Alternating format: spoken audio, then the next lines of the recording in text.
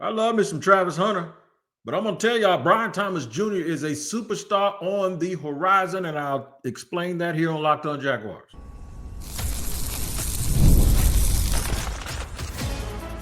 You are Locked On Jaguars, your daily Jacksonville Jaguars podcast. Part of the Locked On Podcast Network, your team every day. It is your team every day here on Locked On Jaguars. We thank you for making us your first listen. I'm Tony Wiggins, the host of the Locked On Jaguars podcast that you can find wherever you get your podcast. Just make sure you tap into that location, whether you watch or listen, and we'll be there for you to enjoy all of the top news from the Jacksonville Jaguars as we bring it to you each and every day here on Locked On Jaguars. Shout out to the everydayers for joining us, and we appreciate you joining us here every single day. And if it's your first time here, I'll give you a reason to come back. I promise you. All you got to do is just check this out. Listen, we're going to speak about why being soft-spoken but having a loud impact is super, super important and relevant to not only Brian Thomas Jr., who's our subject today, but the other receivers in that room.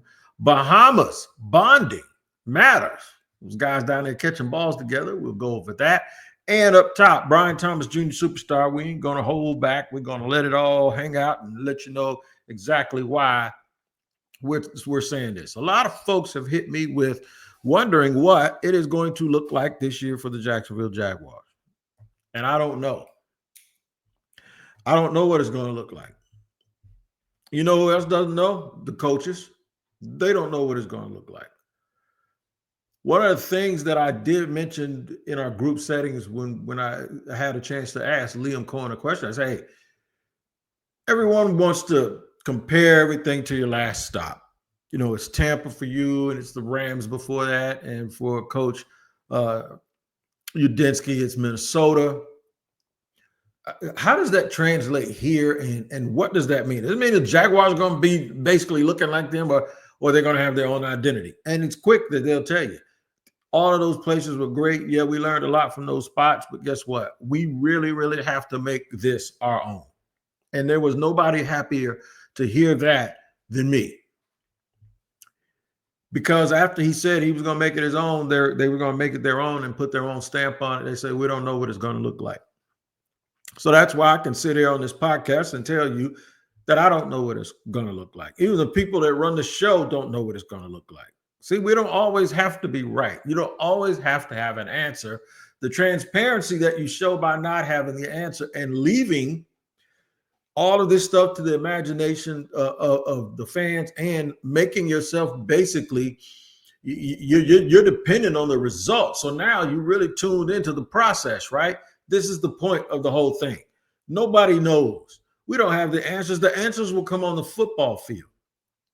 But here's some things that we can go through. When people ask me that question, they always say, because Brian is the man, but he couldn't even spread his wings. He had a great rookie season, the best rookie season you could ever have from a wide receiver. And now they're bringing Travis in, and Travis is going to get all the attention. Could that be a problem? No. No, it won't be a problem. Have we not been watching? It's not going to be a problem. It'll be a problem if you're worried about numbers and stats as opposed to not improving your record from 4-13.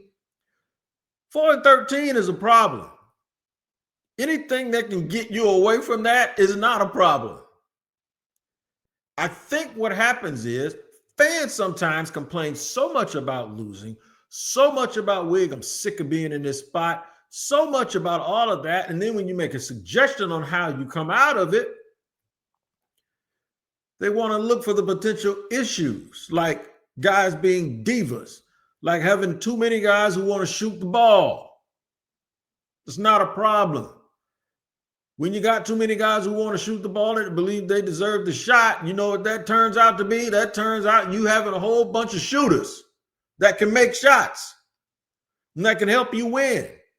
That is a problem. I want y'all to start realizing that a thing that is bad for the opposition is good for you. These teams don't want to line up and see Travis Hunter and Brian Thomas Jr. and Diami Brown, who in scouting circles is way better than the circles of what people think about him on paper. They don't want to see that foolishness. Trust me, that's what they call it, but we call it being explosive. Teams didn't want to deal with Jimmy Keenan and Fred, and then later on a little bit of Mojo D too, with Mark Brunell throwing the ball. That's how you get good. That's how you get good. Having too many people that can make plays is a problem I would love to have. In fact, I'll go as far to say this. Look at where the coach just came from, Liam Cohen. Chris Godwin makes $20 million, man. Mike Evans is a first ballot Hall of Famer. Then they drafted this kid McMillan. Guess what they did in the draft this year? After they got McMillan last year, who played well as a rookie. You know what they did this year? They took Emeka Egbuka in the first round out of Ohio State. What are y'all talking about? Can it be a problem? This is about Brian Thomas Jr., though. And how can I talk about Brian Thomas Jr. when all everyone wants to talk about is Travis Hunter, and rightfully so?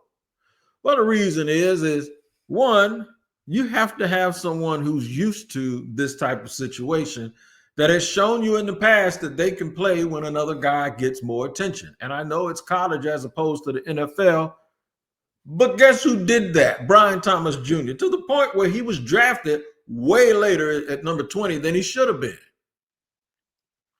If they redraft right now, Brian Thomas Jr. is a top 8 pick in that draft. And I know hindsight is 2020, but the point of this is, guess who was chosen before him? Malik Neighbors. And he's a good player too. But guess who was able to play on the other side of a great player in college and put up big numbers? Brian Thomas Jr. And guess why Brian Thomas Jr., other than the fact that he's a team player and a soft-spoken dude, guess why Brian Thomas Jr. didn't complain? Because he knew exactly how good Malik Neighbors was, because he was there with him practicing every day. And guess why you never heard Malik Neighbors complain about Brian Thomas? It's because he knew exactly how good the other guy was on the other side. Knowing and respecting your teammates for their work ethic and their talent is the first thing that needs to happen before you get over being the man, right? And that's what happens. Guys get angry for two things. When they don't have a dude on the other side to help take the pressure off of them, just ask CeeDee Lamb. And then they also get mad at when the ball keeps going to the other guy on the other side and he doesn't work as hard and he's not as talented. And your quarterback is just afraid sometimes to throw the ball to the dude that the ball has to be thrown to because, well, he just follows the script. He doesn't play above the X's and O's. That's why these diva receivers get angry. More than anything, they get angry when they don't win.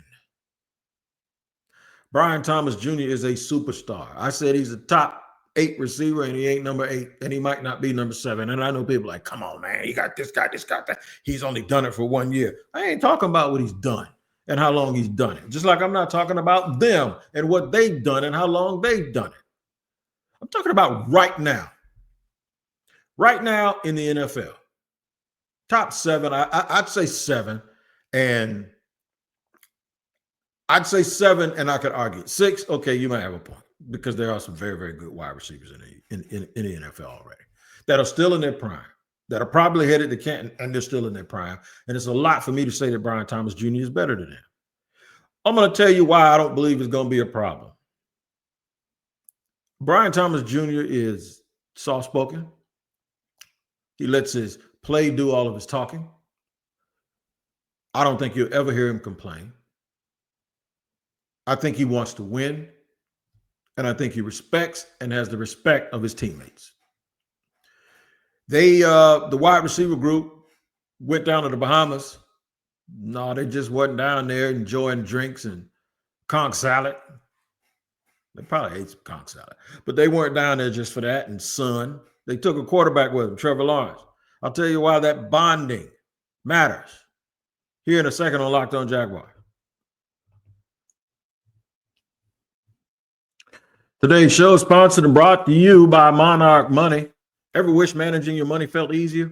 With Monarch Money, it can, whether you're growing your savings or planning big purchases. Monarch Money puts you in the driver's seat. It's like having your own personal CFO, giving you full visibility and control over your finances. Monarch Money is more than just a budgeting app. It's a complete financial command center. You can track all your accounts, investments, and spending in one place. So in addition to managing your money, you're also building wealth. My biggest issue is multitasking these days, man. And I tell you, Monarch Money makes that very, very easy because you have all of your apps in one place and you can control your money that way. So you need to just take control of your finances with Monarch Money. Use the code LOCKEDONNFL at monarchmoney.com for 50% off your first order. That's monarchmoney.com, code LOCKEDONNFL for half off your first year.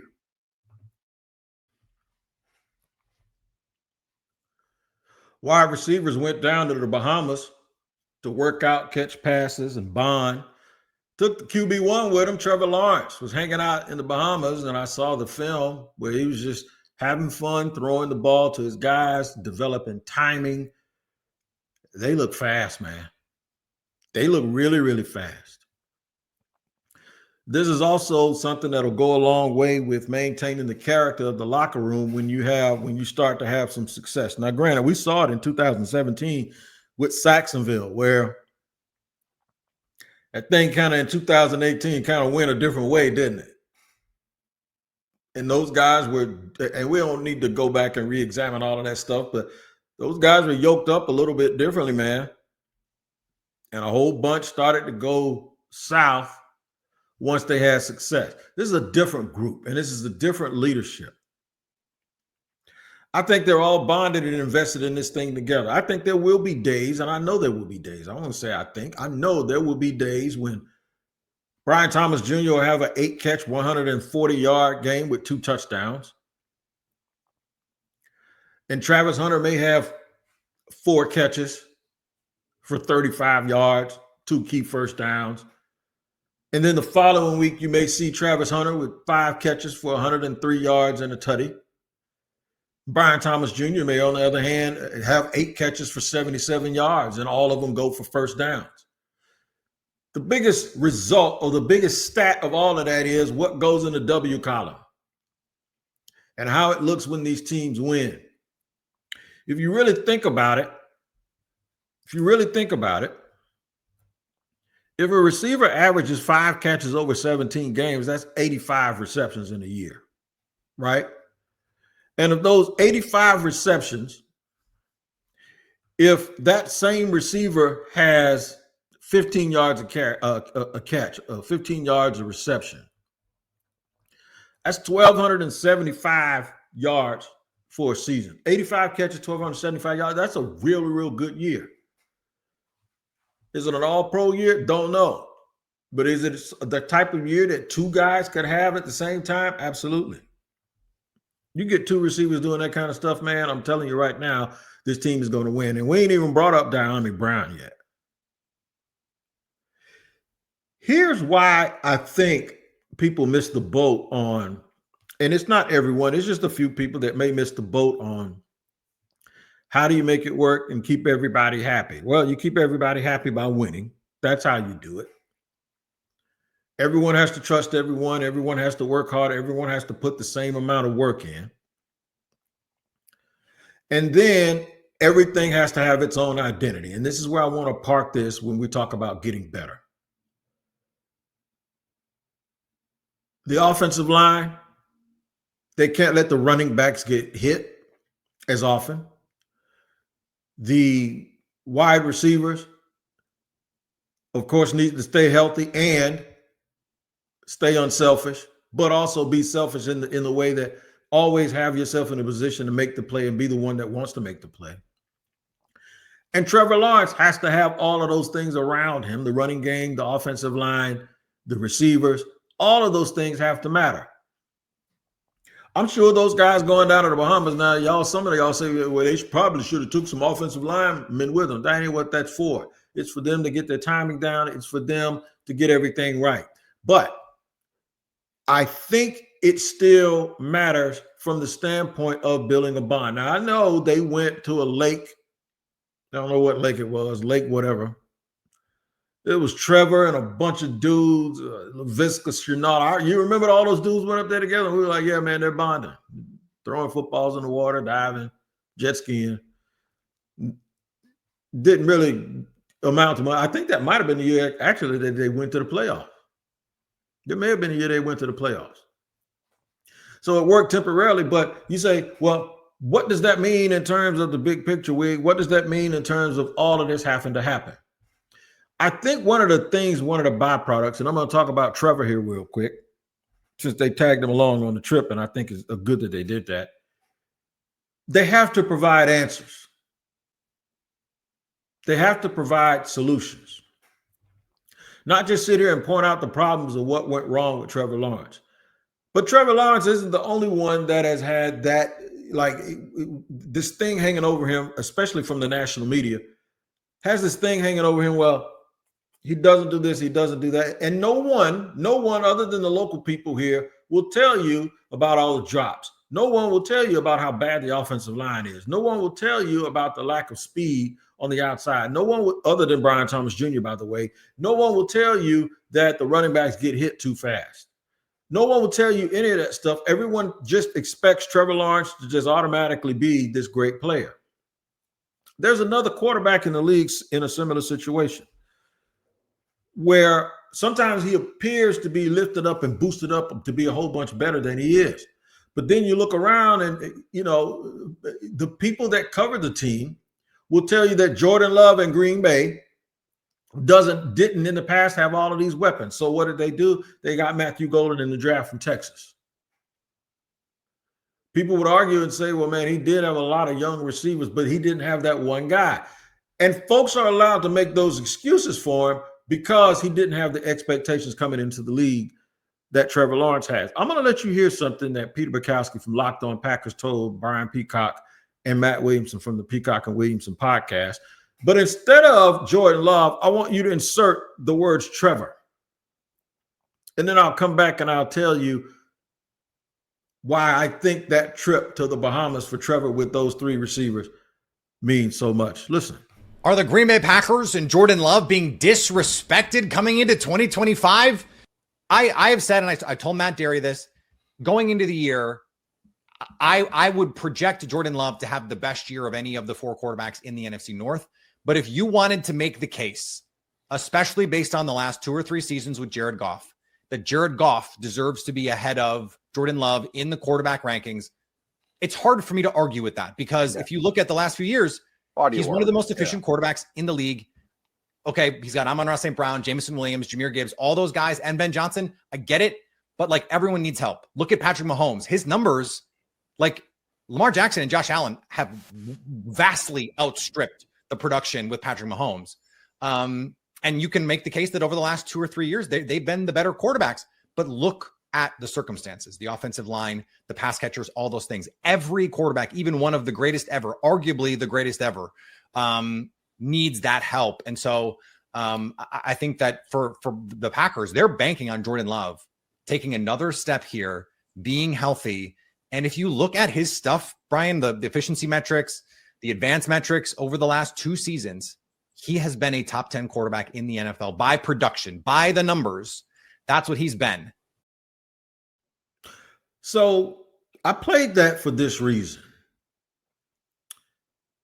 When you asked me, could there be a problem with all of these receivers and who's going to get the ball, I say no. And the reason I say no, because the flip side is when you have a team like Green Bay whose quarterback doesn't get the heat that Trevor Lawrence has gotten, has had a better team and a better organization in the last 4 or 5 years than Trevor Lawrence has had, but nobody makes those excuses for Trevor. Well, now the opposite side of it says this, okay, since that's the way y'all want to play it, here's what we'll do. We'll get Travis Hunter to go with Brian Thomas Jr. So now that gives us 2 alphas. Now we get a third one in Diami Brown. Y'all said that everybody, including Mahomes, that he pointed out that Mahomes' stats have gone down the last couple of years. You say it's because he didn't have help, but you don't make the same excuse for Trevor Lawrence. So now I'm telling you that on one hand, someone is saying that these great quarterbacks that have had success need help. He talked about Jared Goff. He mentioned both running backs. He mentioned both receivers. He didn't mention Penei Sewell and all of these dudes that have been blocking up front, by the way. The Jaguars have had none of that in the past, with the exception of Brian Thomas Jr. for 3/4 of the year for Trevor Lawrence. So I think Trevor going down there is good because now he finally can see and work out with before training camp and before the game start, have all of these weapons, these type weapons, these alpha dogs at his fingertips that all of these people have had success, and that even Jordan Love himself has not had, but everyone says he should have it. And Jordan Love doesn't get half the credit or half the grief that Trevor Lawrence gets. I'm telling you what this is all about. This is all about all of those people that came up with all of these things when Trevor got drafted. And I said, you have to insulate him and surround him with a lot. When you hit a lottery ticket, that's when you need a lawyer that understands sheltering money more than ever. The more you get, the more resources you need. A lot of people looked at it like the more you get with Trevor, the less you need, and just give him the ball and get out of the way. And it set your mind up for some foolishness. And now that somebody has brought help in here, you actually have people that are asking me questions like, I don't know, man, too many balls, man. How are we going to get this figured out? I'll tell you how you can alleviate yourself from worrying about whether it's going to be figured out or not. Understand this. You got the kind of guys over there that believe in just playing ball and letting their actions speak for themselves. Why is that big? I'll tell you why in just a second here on Locked On Jaguars.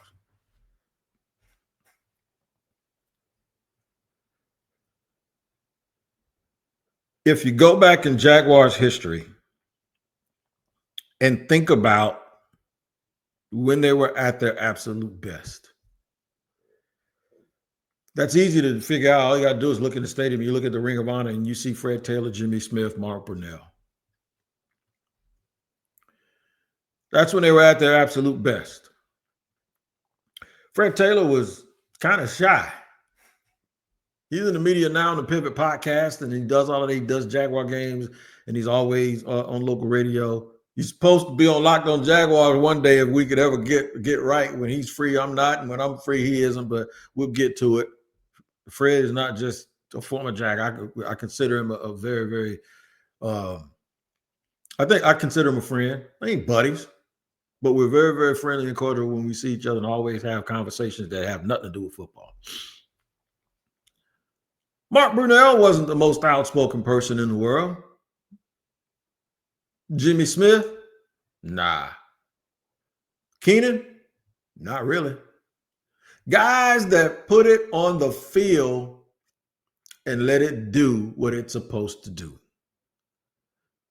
This is how you get over your anxiety of worrying about whether or not these guys are going to go out here and play for themselves or play for each other. Listen to them individually. It's not going to be a problem. This is a blessing, man. Let's not turn it into a mess. And granted, it's not a whole bunch of people, so I don't know, but what is he talking about? No, I've had 6 or 7 people actually say that to me. I said, oh, man, I don't know how they're going to spread the ball out. Josh Hines Allen, he was on Rich Eisen's podcast, and he said he believes that Travis will be used more on offense than defense. And that's the first I've heard anybody in an official capacity say that. But I believe if Josh believes that, then that's what he believes, and it might even be true. Man, look, we have to get used to what it's like to have an abundance of talent, especially on offense. And it's not something that we're used to except for back in the 90s and early 2000s here in Jacksonville. You know, this little unofficial imaginary rule book kind of tells you that you got to get a quarterback, great left tackle, great pass rusher, good defensive tackle, and one great wide receiver. And then everybody else has to conform to being this role player, right? I want to explain something to y'all about these dudes. They don't wake up trying to be number 2. They wake up pressing to be number 1 at every single position. And then there's this thing called trust. They have to trust the results of whether they're number 1 or not. They have to trust the result of whether or not the coach calls the number. They have to trust in all of that stuff. And the thing that will determine whether or not there's an issue is what the end result is going to be. That's one. And before you get to the result, the second part of it is, does the coaching staff trust somebody else just as much? And do I know that that person is in the gym when I'm in the gym? Do I know that that person is working on his craft the way I'm working on my craft? Do I know and believe that that person is really, really good because we've been in the trenches together, working out and getting this thing together? Brian Thomas Jr. speaks softly but plays loudly. Travis Hunter, he don't talk much. He dances around a lot, but it's all action. You don't play 120 snaps in a game because, or whatever the number is, because of ego. No. You play because you're built for it. Diami Brown comes in here, $10 million. Then they draft Travis. You might think, oh man, I'm gonna just get that one player might be like, man, I thought I was gonna finally be a pure number 2 on the team. Now they go get this dude, and I ain't gonna get my numbers. I'm on a 1-year deal. Diami Brown has been so impressive that a 13-year NFL player stood on the sideline and asked me, who was that? I said, who? He said, number 5. He asked me about him, and he asked me about Monarch Brown. Like, not knowing their history, not knowing anything, just seeing them work out. And he just told me that looks like it, man. That looks right there. And this is what they've done. Gone are the days of Gabe Davis being your number 2. Gone are the days of just trying to find a dude because he's fast, or trying to find this guy and hoping that you can be proved right by your development, or picking and finding guys. No. Now, we ain't doing that no more. We're getting the best of the best of the best. We want to compete. I don't want one guy putting up a whole bunch of numbers and the Jaguars losing double-digit games. I want guys that can go out and lift this thing up, and as soon as you look at him and you're paying too much attention to him, oh, he hurt you over here. And now you're spread thin. And now it's like the defense is on ice. That's what I want. They're on skates. Roller skates on ice, man. They don't know which way to go. Ask yourself how many times the Jaguars have played against a team with all of these great players and people didn't know what was coming, and how hopeless you felt watching as these guys just beat you into submission, and then you just hope that your team could get better. Well, now that they're here, this is what it is. And they ain't done yet. They're not done yet. They're going to do this at multiple positions all across this team. It is all gas, no brakes. But make no mistake about it, Travis Hunter's presence and Diami Brown's presence will not hinder or hurt at all Brian Thomas Jr. and his quest to be a superstar. He's already, I'm telling you, he's on the precipice of doing that, and he's going to still be able to do that. And we love Travis Hunter too. The more for the merrier. We don't have to choose. One ain't got to go, no matter what they tell you on social media. Who got to go? No. In this situation, they both belong to Jacksonville, and you should be absolutely happy about it. Watch Locked On NFL Scouting with Joe Marino and Kyle Krabs, because they will teach you about all the rosters from around the National Football League. And then it'll make you pay attention to how other teams have a whole bunch of great players that help them be good, and not just one or two. It's almost like saying, hey, how can you win with both Travis Kelce and Tyreek Hill? Well, we know the answer to that because teams have done it in the past. Make sure you check out Locked On NFL Scouting with both of those guys and make it your second listen. Enjoy the rest of this week. Enjoy the rest of this day. I'll be back at some point tomorrow, the next day. Thursday's my birthday. I think I'm going to do a show for Thursday too. That's my 56th birthday. Yeah. But we'll be back this week, as we always are here on Locked On Jaguars. Make sure you tap in wherever you get your podcast. Brian Thomas Jr., he's going to be a superstar. Don't worry about Travis Hunter's presence changing that, because it won't. We'll see you next time here on Locked On Jaguars.